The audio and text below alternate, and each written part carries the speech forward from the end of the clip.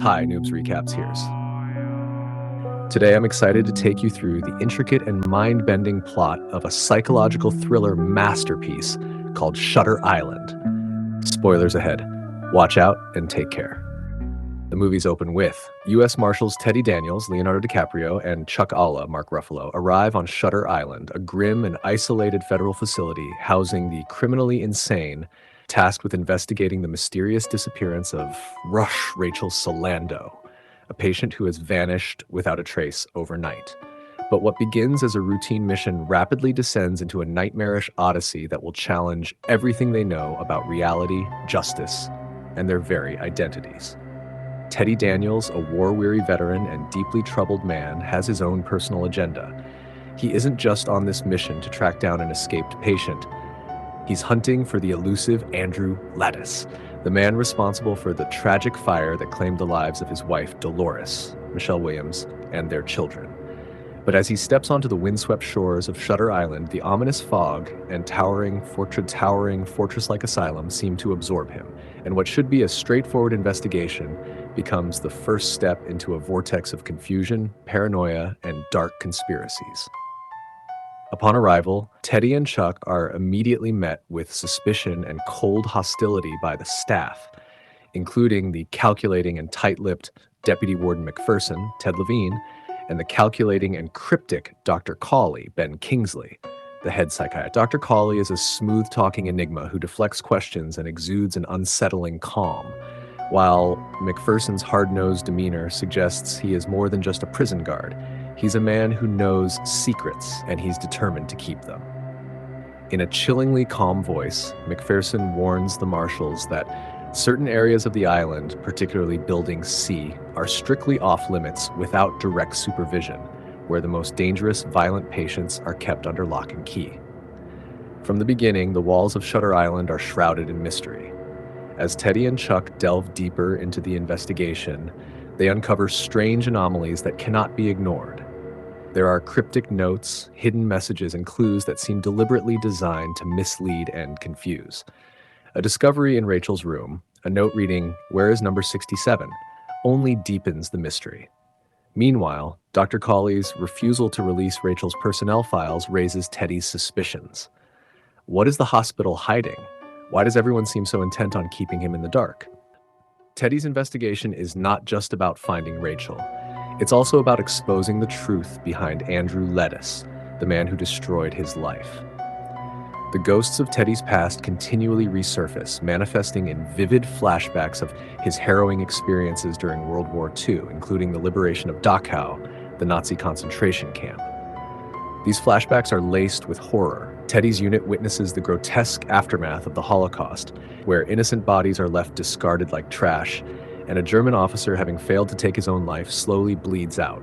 In these visions, Teddy himself is a figure of retribution, executing Nazi soldiers in cold blood as an act of vengeance. These flashes of brutality bleed into his present, manifesting as guilt, regret, and the emotional scars of war. His memories of his wife Dolores, her smile, her beauty, their love, are shattered by the tragic reality of what happened in their apartment, where Dolores, overwhelmed by her manic depression, set fire to their home, killing their children in a fit of madness. As Teddy's investigation into Rachel Solando intensifies, he becomes increasingly unhinged. He begins to question everything. Is this asylum merely a place of containment, or is it a front for something far more sinister? In a tense encounter with the staff, Teddy learns that the hospital is divided between two factions, one that believes in radical surgical treatments like lobotomies to cure patients, and another that supports the use of psychotropic drugs. However, despite his growing sense that there's something much darker going on, Dr. Cawley remains frustratingly vague, dismissing Teddy's concerns and feeding him increasingly cryptic and confusing information. Teddy's suspicions mount when a strange patient scribbles the word "run" in his notebook, and he begins to hear whispers of experiments being conducted in the bowels of the hospital, experiments that manipulate and control patients' minds. The name George Noyce, an inmate from Teddy's past, resurfaces in the conversation, and he seems to have information that could provide Teddy with answers, if he can find him. But the more Teddy uncovers, the more he feels like he's being played, manipulated into following a false trail. In a shocking twist, during a violent storm, the hospital's power grid fails, and the inmates of Shutter Island are freed from their cells. Chaos erupts, and Teddy and Chuck must navigate through an asylum suddenly overrun with violent criminals. Teddy is forced to confront the brutal reality of Shutter Island as he ventures into Building C, the high-security area where the most dangerous and violent patients are housed. Here, Teddy confronts George Noyce, who reveals a horrifying truth. The staff are manipulating Teddy's mind, drugging him and planting false memories to prevent him from uncovering the truth. Lettuce has been moved to the Lighthouse, a mysterious location where dark experiments are taking place.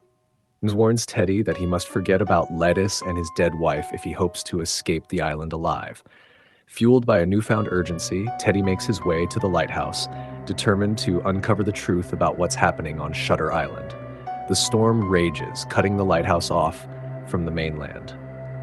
Teddy, undeterred, ventures into a cave where he encounters a mysterious woman who claims to be Rachel Solando. She tells him that she was once a doctor at the institution, but she fled after discovering the hospital's horrific experiments. Rachel warns Teddy that he is being systematically drugged and controlled by the very people he trusts, and that if he doesn't break free of their manipulation, he'll be trapped on the island forever. At this point, Teddy's grip on reality begins to disintegrate. He can no longer trust his own memories or his perceptions of what's happening around him. He returns to the hospital only to find that Chuck has disappeared, and Dr. Cawley insists that Teddy arrived on the island alone. Teddy is consumed by a growing sense of paranoia, but Dr. Cawley remains calm and detached, guiding Teddy deeper into his delusions. The walls are closing in. Teddy, desperate and furious, blows up Dr. Cawley's car in a violent outburst, storming the lighthouse in search of answers. But when he finally confronts Dr. Cawley in the lighthouse, the shocking truth is revealed. Teddy Daniels doesn't exist. Dr. Cawley's calm demeanor finally cracks, and he tells Teddy that he is Andrew Lettuce, the very man Teddy has been hunting throughout the entire investigation. The name Teddy Daniels is a fabrication, a delusion created to help Andrew escape the crushing guilt of his past. Chuck is not his partner, but Dr. Sheehan, Andrew's primary psychiatrist, who has been playing along with the delusion in order to break through Andrew's mind and help him confront the truth. The names of Rachel Solando and Edward Daniels are simply anagrams for Andrew Lettuce and Dolores Chenal, the real people he killed. The truth is too much to bear. Dolores, Andrew's wife, was severely mentally ill, suffering from manic depression. Overcome by her illness, she drowned their 3 children, and Andrew, in a fit of rage and grief, shot her dead.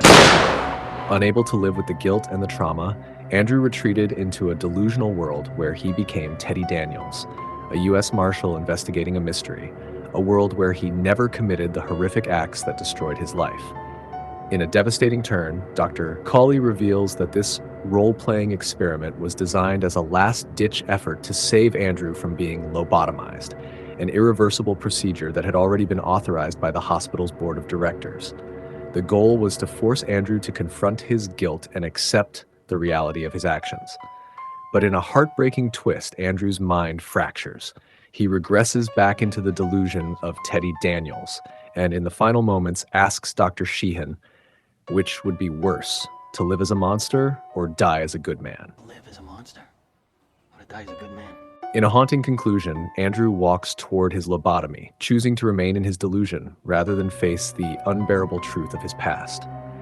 As he ascends the steps of the lighthouse to his fate, the camera lingers on his face, a mask of resignation and pain, leaving us with the haunting question, which version of himself is Andrew Lettuce truly living in now? Like, share, and subscribe for more movie recaps.